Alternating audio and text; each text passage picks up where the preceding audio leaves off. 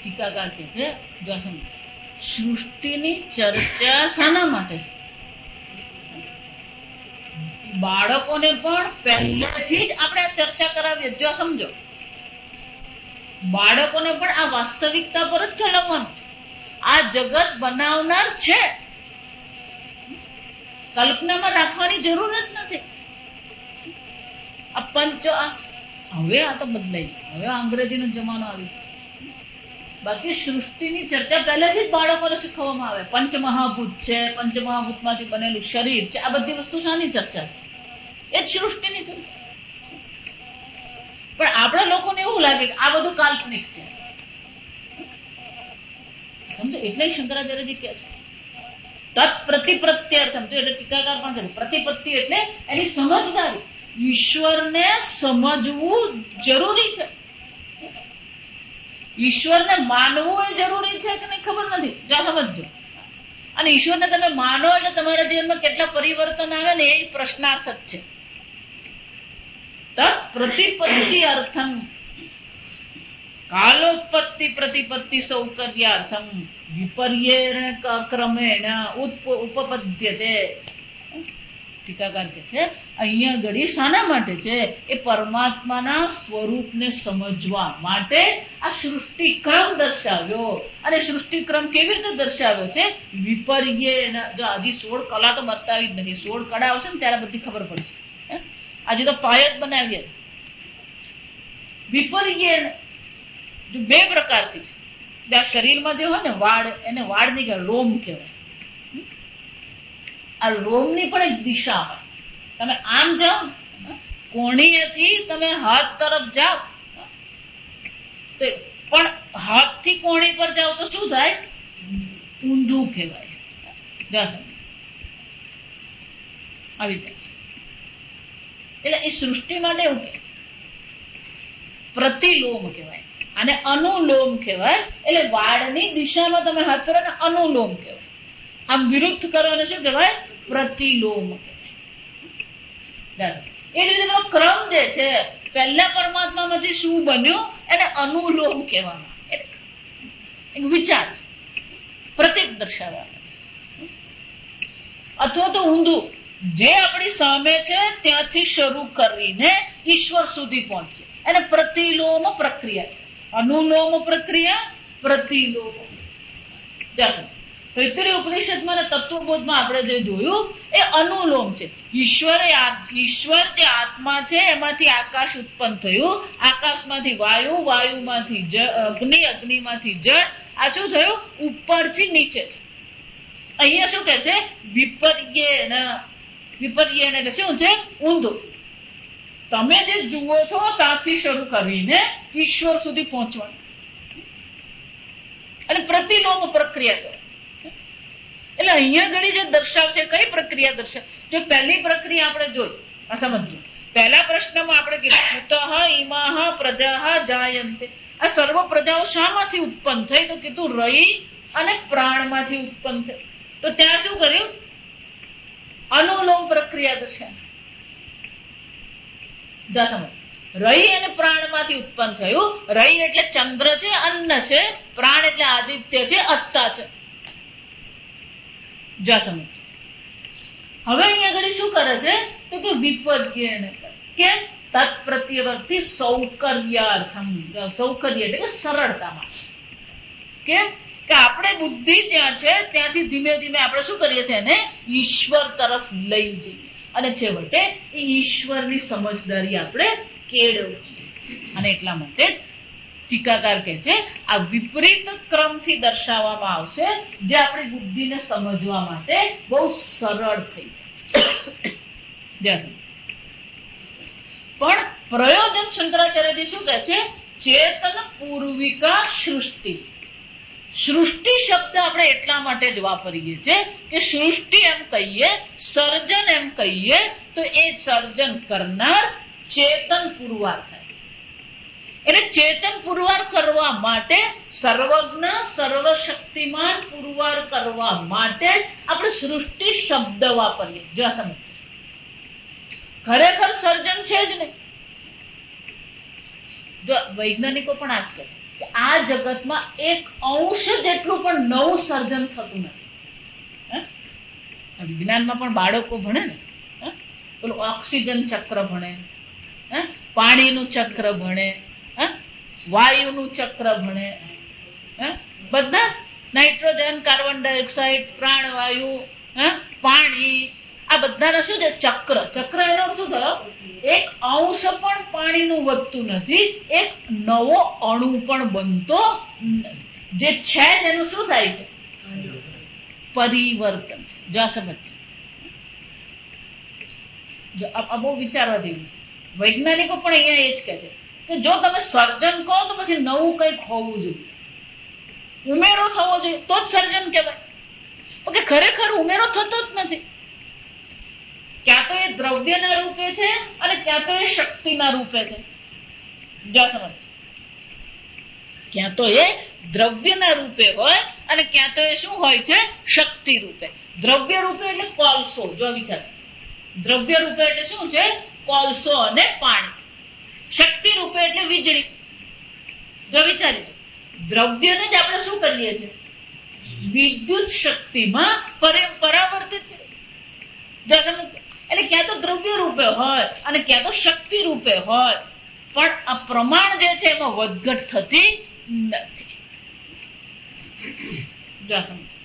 અને એટલા માટે જ વૈજ્ઞાનિક તે છે કે સૃષ્ટિ શબ્દ તમારો નકામો છે. એટલે સૃષ્ટિ એમ કહે તો કંઈક નવું હોવું જોઈએ. એટલા માટે હંમેશા કહું, જયારે 5 કિલો માટીમાંથી ઘડો બનાવવામાં આવે તો 5 કિલો માટી, 5 કિલો ઘડો કેટલા થયા, 10 કિલો થાય ને.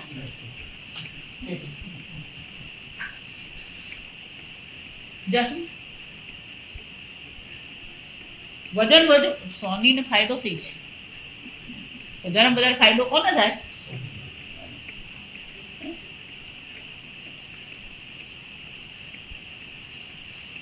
વધ્યું કઈ નામ રૂપ. નામ અને રૂપ બદલાય. પહેલા લગડી હતી, હવે હાર છે. નામ રૂપ બદલાઈ ગયા પણ વજન તો શું છે, એટલું જ છે. કોઈ ફરક પડતો નથી. જા સમજો. અને એટલે વૈજ્ઞાનિકો પણ એમ કે છે કે તમે ક્રિએશન એવો શબ્દ, સૃષ્ટિ શબ્દ જો વાપરો તો કંઈક નવું બનવું જોઈએ, તો પછી તમે સૃષ્ટિ શબ્દ વાપરી શકો. જો સમજો, એ જ વસ્તુ આપણે વૈજ્ઞાનિકમાં પણ કહીએ જ છે. પણ એ લોકોની મુશ્કેલી શું છે, આ પેલા દ્રવ્ય જ શોધી રહ્યા. એ લોકો કોને શોધી રહ્યા છે, દ્રવ્ય. આમ એ લોકો દ્રવ્ય શોધી રહ્યા છે તો એ લોકોને નીચા નથી પાડતી. તમારે કઈ બહુ ખુશ થવાની જરૂર નથી, કારણ કે આપણી બુદ્ધિ કઈ એવી ચાલતી નથી. આ સમજો, કોઈને આપણે નીચા નથી પાડતા. આ સમજો, કારણ કે એ લોકો જે કામ કરી રહ્યા છે, એ લોકોની જે બુદ્ધિ ચાલી રહી છે એ બુદ્ધિ આપણી ચાલતી નથી. આ સમજો. એટલા માટે અત્યારે એક નવી સૃષ્ટિ પ્રક્રિયા એ લોકોએ શોધી કાઢી. અનુમાન છે એ લોકોને શું કહેવાય, એને અનુમાન કરી રહ્યા છે. એને લોકો સ્ટ્રિંગ થિયરી કહે છે. એ બધી વસ્તુ એક તાંતણામાંથી બની. જ્યાં સમજો, તાંતણો એ લોકો, સ્ટ્રિંગ એટલે તાંતણો. બિલીમોરામાં એક ભાઈ છે, બહુ સરસ મજાના પુસ્તકો પણ લખે છે. અને આપણે અહીંયા સાતવડે કિલ્લા પાડીમાં જે સાતવડેકરનું સ્વાધ્યાય મંડળ જે છે, એને કેટલાક પુસ્તકોનું એમણે ગુજરાતીમાં અનુવાદ પણ કર્યો છે, અભયંકર કરીને. એમને જો આ સમજો, જીવનમાં કોઈ પણ પરિસ્થિતિ આવે ને, તમે કેટલી સ્વસ્થતાથી એને પકડો ને એ બહુ મહત્વનું છે. એમને કેન્સર છે, જો વિચારી, ઘણા વર્ષોથી કેન્સર. એટલે કેન્સરમાં જયારે એમને આરામ કરવાનો વખત આવે એટલે મને કે મારે આરામ કરવાનો, તો કે હું શું કરું, એટલે મેં પુસ્તકો વાંચવાનું શરૂ કર્યું. જો આ સમજો, અને પુસ્તકો વાંચતા વાંચતા મારા હાથમાં આ ભૌતિક શાસ્ત્રનું પુસ્તક આવ્યું, આ સ્ટ્રિંગ થિયરી પર. એટલે મને એમ થયું કે આ સ્ટ્રિંગ થિયરી વસ્તુ સારી છે, પણ એ પોતે પાછું દર્શન શાસ્ત્રનો અભ્યાસ કરનાર છે. એટલે એમને ખબર હતું કે આપણે ત્યાં અનેક દર્શન શાસ્ત્રો છે. આપણે ગીતામાં જે ચર્ચા કરે, નૈયાયિક છે, વૈશેષિક છે, પાતંજલિ યોગ છે, સાંખ્ય દર્શન છે. આ વૈશેષિક જે છે એ લોકો પણ અણુની ચર્ચા કરે છે. જ્યાં સમજો, એટલે એમણે આ વૈશેષિક અને પેલી સ્ટ્રિંગ થિયરી એ બેનો એમણે શું કર્યો, એ બેનો એમણે સરખામણી કરી અને એ રીતે અભ્યાસ કર્યો. પછી એમણે સરસ મજાનું નાનું પુસ્તક લખ્યું. કોને માટે? કે આ વિજ્ઞાન ભણનારા જે બાળકો છે જેને અંગ્રેજી અઘરું પડતું હોય તો એ બાળકોને પણ મહાસૂત્ર સિદ્ધાંત એવું નામ. એટલે જયારે એમણે ચર્ચા કરી મેં કહ્યું એ તો આપણામાં છે કે બસ સ્વામિનીજી એ જ મેં લખ્યું છે કે આપણા વૈશેષિકો આ જ ચર્ચા કરે છે. સમજ તો એ સ્ટ્રિંગ થિયરી મહાસૂત્ર એ લોકો માં. હવે એમાં પછી 9 જાતની થિયરી છે. આમ એ લોકો પણ સૃષ્ટિનો વિરોધ કરે છે. એટલે કે આ સર્જન થયું એનો શું છે, એક વિરોધ છે વૈજ્ઞાનિક. અને આપણે વિરોધ તો કરીએ જ છે. જો સમજો ખરેખર ઘડો બન્યો એવું આપણે સ્વીકારતા નથી. કારણ કે જો ખરેખર કરીએ તો વિકારી થઈ જાય. આપણી દ્રષ્ટિએ શું કહેવાય, વેદાંતની દ્રષ્ટિએ તર્કમાં શું કહેવાય કે જો ખરેખર સર્જન થાય તો પછી કારણ કેવું બની જાય, વિકારી બની જાય. અને એટલે જ ભગવાન કે છે મત્સ્થાની સર્વ મારામાં છે ખરા, પણ મારી દ્રષ્ટિએ વિચારીએ તો શું છે, કોઈ નવું નચમસ્થાની ભૂતાની એટલે કે કોઈ સર્જન થયું નથી. કેમ? આ સર્વ હું માત્ર. એને શું કહેવાય, આ ખરેખર સર્જન નથી અર્જુન, આ મારી અભિવ્યક્તિ છે. એટલે 10મા અધ્યાયમાં ભગવાને શું બતાવી, જો 10મો અધ્યાય છે ને એ ભક્તિની દ્રષ્ટિએ જો લેવા જાવ તો ગરબડ છે. આ સમજ. તો બધા ભક્તિ સંપ્રદાય વાળા શું માને છે, આ તો ભગવાનની વિભૂતિ કહેવાય. તો ખરેખર વિભૂતિ દ્વારા ભગવાન શું કહેવા માંગે છે, આ સંપૂર્ણ જગત મારી અભિવ્યક્તિ છે. 9મા અધ્યાયમાં 7મા અધ્યાયમાં સંક્ષેપમાં પોતાની વિભૂતિ બતાવી. એનો જ વિસ્તાર ભગવાને પછી ક્યાં કર્યો, 10મા અધ્યાયમાં. એ વિભૂતિ એમ કહીએ ખરા, પણ ખરેખર વિભૂતિ નથી, અભિવ્યક્તિ. બુદ્ધિ બુદ્ધિમતામ અસ્મિ તેજસ તેજસ્વિનામહમ.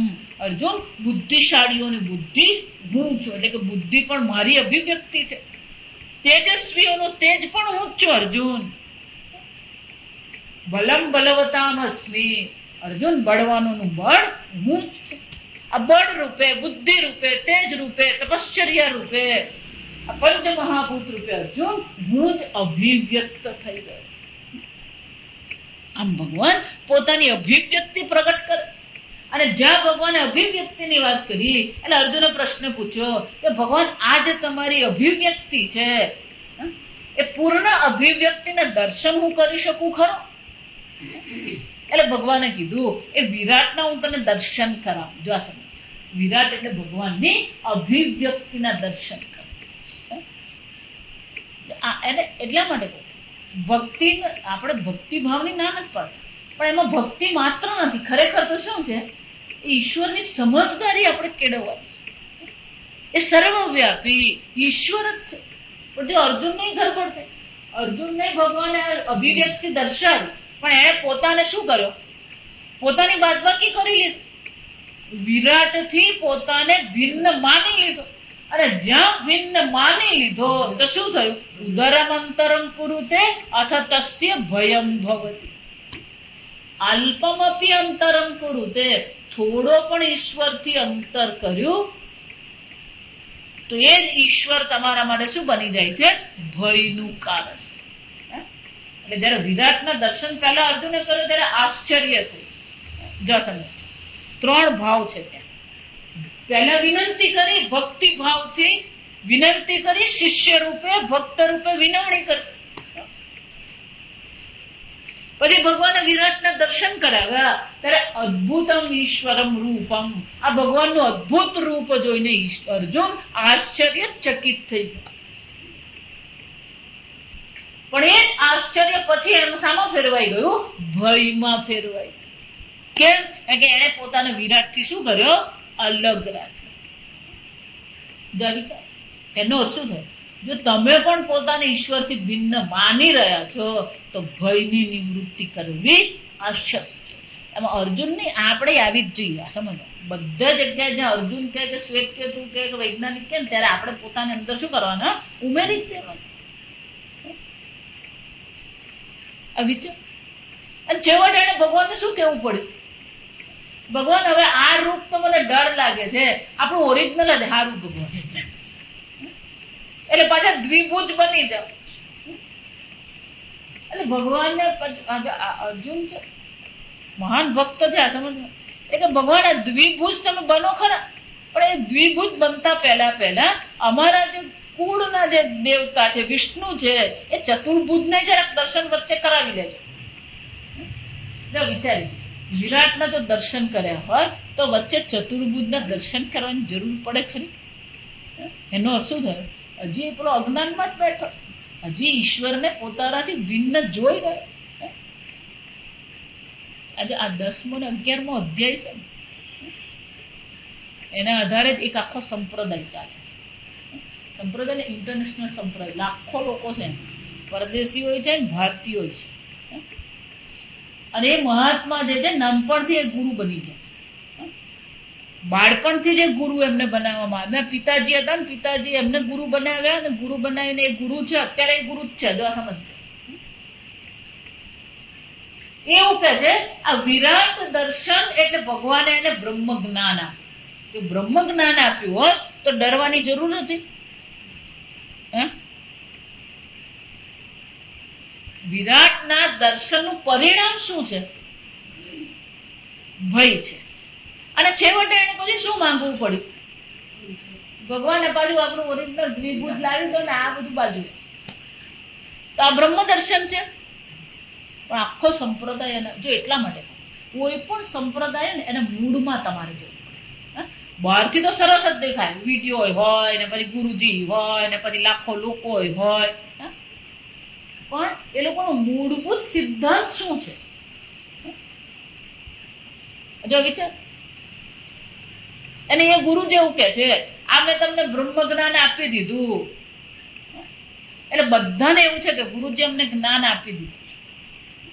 જ્ઞાન આપી દીધું છે એમ જો કહીએ ને, જો એટલા માટે જ્ઞાન આપવાનું છે કે અજ્ઞાનની નિવૃત્તિ કરવાની. સમજો, આપણે কোনো વિરોધ નથી કરતા, પણ એમની જે ગેરસમજ છે આપણે સમજવું પડે. તો આપણને એમ લાગે કે એ બરાબર છે, એ ભી ઠીક છે, વો ભી ઠીક છે. જો સમજો એ સંપ્રદાયના બે બહેનો વર્ષો પહેલા બારડોલી મારા પ્રવચનમાં આવતા, દેરાણી જેઠાણી બંને. પછી આ બધી ચર્ચા થઈ ને એટલે મને કે તમે આવું કીધું એવું તો ગુરુએ કીધું નથી, પણ અમને જ્ઞાન આપેલું છે. મને જ્ઞાન આપેલું છે એટલે શું? મને કહો. હું એમ કહું આ જાંબલી રંગ છે, તો દરેક જણ જાંબલી રંગ શું કરશે? જુદી જુદી રીતે સમજશે. જાંબલી રંગ બધા માટે શું હોવાનું? જાંબલી જ હોવાનું. અને જેમ એમ કીધું કે આ જાંબલી રંગ છે, તમારી બુદ્ધિમાં પણ શું થવાનું? જાંબલી રંગ. જ્ઞાન આપ્યું છે પણ આવું નથી. એનો અર્થ શું થયો? એનો અર્થ શું? અમને કીધું ખરું કે જાંબલી રંગ છે, પણ હજી જાંબલી રંગ સમજાયો નથી.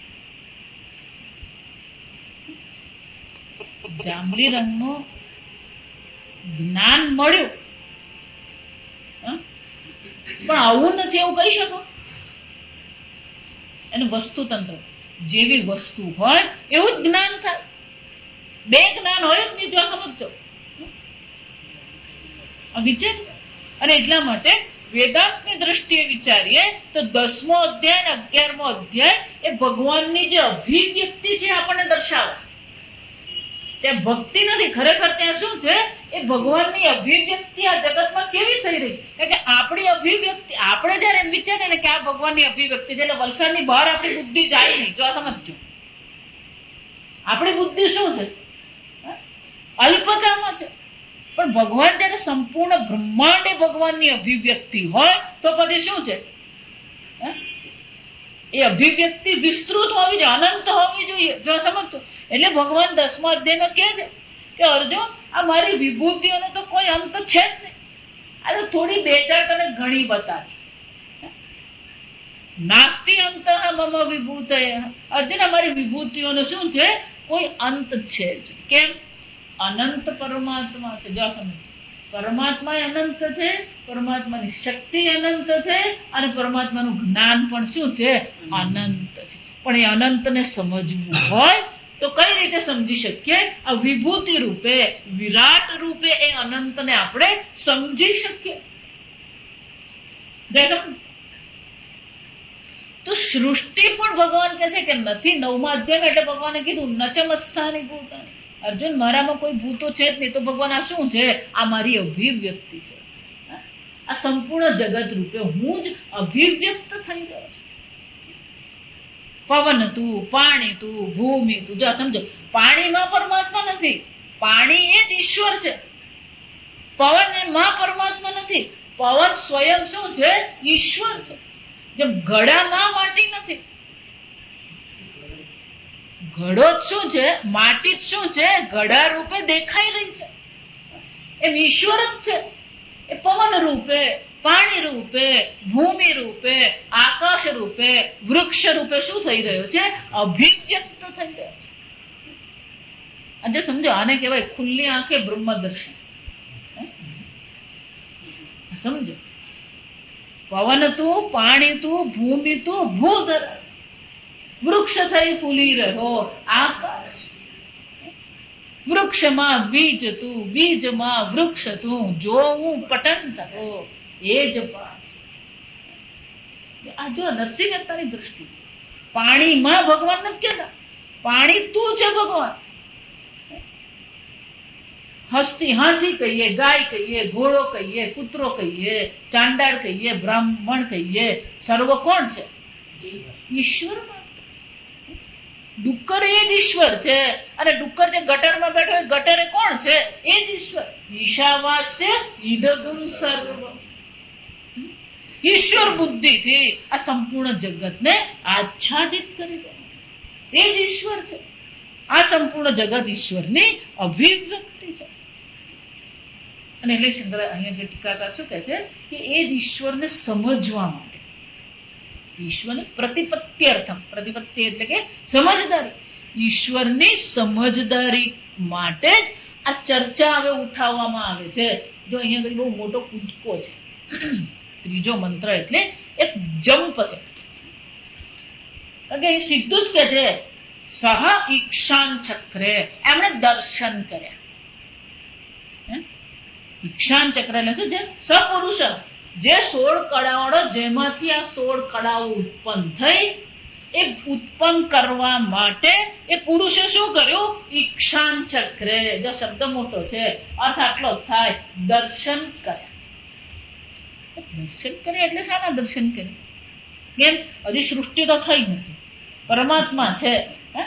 જો સમજ, એટલે ઈક્ષાન ચક્ર, સહ ઈક્ષાન ચક્રે, એ પરમાત્માએ જોયું. શું જોયું? તો સૃષ્ટિ તો થઈ જ નથી, તો શું જોયું? જો વિચાર, આર્કિટેક્ટ હોય એ પ્લાન બનાવે, આયોજન. એટલા માટે પહેલા જ મેં શબ્દ વાપરી લીધો. પહેલા બંગલો ક્યાં બને? એ મગજમાં જુએ. ત્યાં પણ જોયેલું જ કહેવાય. આ સમજ, આખો બંગલો એના મગજમાં શું હોય? પેલો શિલ્પી હોય ને, એ શિલ્પી જયારે પથ્થર જુએ ત્યારે મૂર્તિ તો એના મગજમાં શું છે?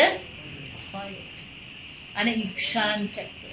પછી એ મગજમાં જે, એના મગજમાં જે મૂર્તિ છે, એ મૂર્તિને જોઈ જોઈને એ શું કરશે? કંડારે. વિચાર, એનો શું થાય? વાર સૃષ્ટિ પહેલા સૃષ્ટિ ક્યાં થાય છે? બુદ્ધિ. ઈક્ષાન ચક્ર. આ દર્શન કર્યા. જો આ દર્શન કર્યા શબ્દ શાના માટે છે? એ ચેતન છે. કારણ કે દર્શન કરનાર કોણ હોવાનું? આયોજન કર્યું, પ્લાનિંગ. તો આ લગ્નમાં એવું જ હોય. કોઈ પણ આયોજન, લગ્ન હોય, ઘર હોય, પ્રવાસે જવું હોય, કૈલાસ માનસરોવર જવું હોય, બધે શું છે? આ છે આયોજન. મનમાં બધી પહેલા કલ્પના થઈ જ જાય, નક્કી જ. ડિલક્સમાં બેસી છું, ડિલક્સમાંથી દિલ્હી જઈશું, દિલ્હીથી પછી બસ પકડી, આ બધું શું થઈ જાય? માનસિક રીતે બધું નક્કી થઈ જ ગયું. ઈક્ષાન ચક્રે આમ કૂદકો મરાવી દીધો. કેમ?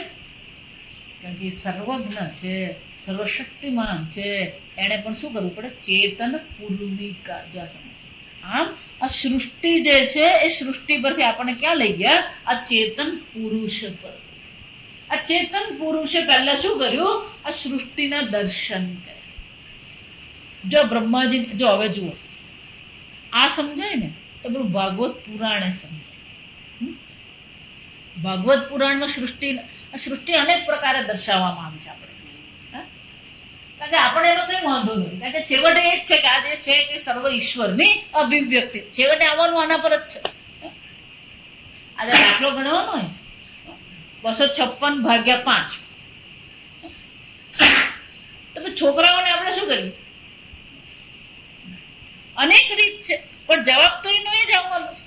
એટલે જો આજકાલ છે ને નવી નવી પેલી ગણતરી પદ્ધતિ આવી. હવે એ ગણતરી પદ્ધતિ આપણે ભણેલા નહીં, એટલે પેલો છોકરો આવીને એમ કે પપ્પા પણ આ સમજાતું નથી. એટલે પપ્પા શું કે? એટલે પપ્પા એ જે રીત શીખેલા એને શીખવવા. પપ્પા તમને નથી આવડતું, પેલું મોઢા પર જ કહી દે તમને શું છે. એને એમ જ લાગે કે આ રીત શું છે, કારણ કે એના મગજમાં એક જ રીત બેઠેલી છે. એમ સૃષ્ટિ પ્રક્રિયા પણ અનેક રીતે છે, જો સમજો. કારણ કે સૃષ્ટિ મહત્વની નથી, આપણે તો આ સર્વ ઈશ્વરની અભિવ્યક્તિ છે. ઈશ્વર જ સર્વ માત્ર છે, એ જ સમજવાનું. પછી પ્રક્રિયા ભલે અનેક હોય. ભાગવતમાં પ્રક્રિયામાં શું કીધું?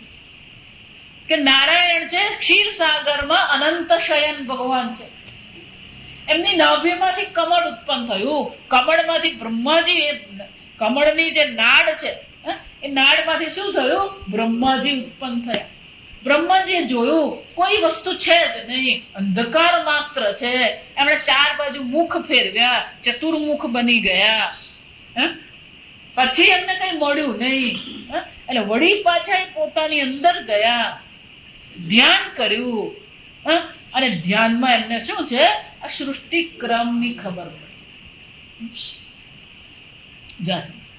તો ત્યાં પણ આ છે ઈક્ષાન ચક્ર. જો સમજો, બહારથી વાર્તા અલગ છે, પણ છેવટે તો શું છે? ઈક્ષાન ચક્ર. એમણે પણ પોતાની અંદર જ જોયું, એમને સૃષ્ટિ ક્રમ દેખાયો, અને પછી એમણે શું કર્યું? આ પંચમહાભૂતની રચના. હા, ઈશ્વર છે, ઈશ્વર ચૈતન્ય છે, સર્વજ્ઞ છે, સર્વશક્તિમાન છે.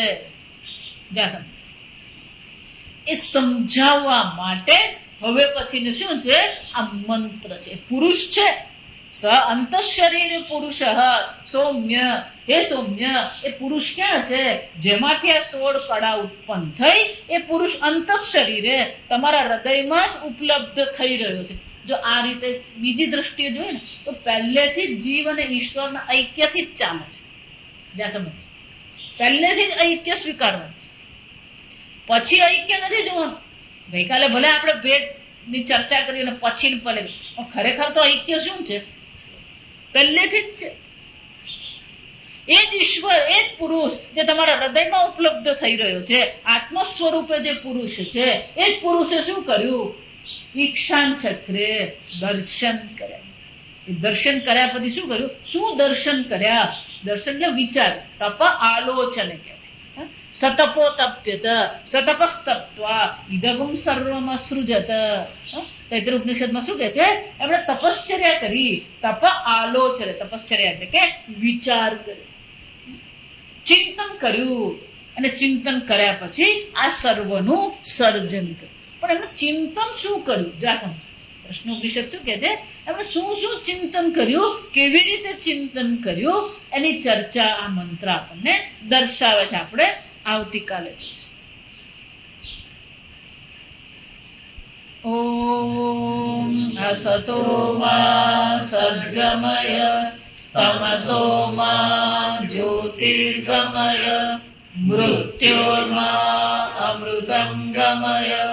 ઓમ પૂર્ણમદ પૂર્ણમિદં પૂર્ણાત પૂર્ણમુદચ્યતે પૂર્ણસ્ય गुणमेवावशिष्यते। ॐ शान्ति शान्ति शान्तिः। हरिः ॐ श्रीगुरुभ्यो नमः। हरिः ॐ।